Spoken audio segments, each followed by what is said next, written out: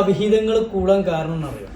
ഇപ്പം ആണുങ്ങൾക്കാണെങ്കിലും പെണ്ണുങ്ങൾക്കാണെങ്കിലും ഇന്നത്തെ living cost ഭയങ്കര എക്സ്പെൻസീവ് ആയിട്ടുള്ള കോസ്റ്റുകളൊക്കെയാണ്. ഇപ്പോൾ നമുക്ക് നമ്മളെ വരുമാനത്തിനനുസരിച്ചുള്ള എക്സ്പെൻസ് ആവില്ല നമുക്ക് നമ്മുടെ ലൈഫിൽ ഉണ്ടാകുക. അപ്പോൾ ഈ ആണുങ്ങളെ സംബന്ധിച്ചിടത്തോളം പറഞ്ഞു കഴിഞ്ഞാൽ അവർക്കൊരു സൊല്യൂഷൻ കിട്ടണം. നമുക്കിപ്പോൾ ഒരു പ്രശ്നമുണ്ട്, ആ ഒരു പ്രശ്നത്തിന് സൊല്യൂഷൻ കിട്ടാനും ചിലപ്പോൾ നമ്മളെ സ്വന്തം ഭാര്യനോട് ചിലപ്പോൾ പറഞ്ഞു കഴിഞ്ഞാൽ ഒരു സൊല്യൂഷൻ കിട്ടാറില്ല. അതുപോലെ തന്നെ അപ്പം അതുകൊണ്ട് ചിലപ്പോൾ നമ്മൾ ഏതെങ്കിലുമൊക്കെ ഒരു ഫ്രണ്ട്സൊക്കെ പെട്ടെന്ന് ഒരു അട്രാക്റ്റീവ് ആയിട്ടുള്ള ഒരു ഫ്രണ്ട്സിനെ കാണുമ്പോൾ നമ്മൾ സംസാരിച്ച് തുടങ്ങുന്നതാണ് ഒരു സൊല്യൂഷന് വേണ്ടിയിട്ട്. അതുപോലെ തന്നെ പെണ്ണുങ്ങൾക്ക് എന്ന് പറഞ്ഞു കഴിഞ്ഞാൽ അവർക്ക് സൊല്യൂഷൻ അല്ല വേണ്ടത്, അവർക്ക് അവരുടെ വിഷമങ്ങളില്ലെങ്കിൽ അവരുടെ കാര്യങ്ങൾ ആരോടെങ്കിലുമൊക്കെ പറയണം. അപ്പം ഇതിങ്ങനെ സംസാരിച്ച് പോകുമ്പോഴാണ് ഒരു ഇല്ലീഗൽ റിലേഷൻഷിപ്പ് നമ്മുടെ ലൈഫിലോട്ട് വരിക.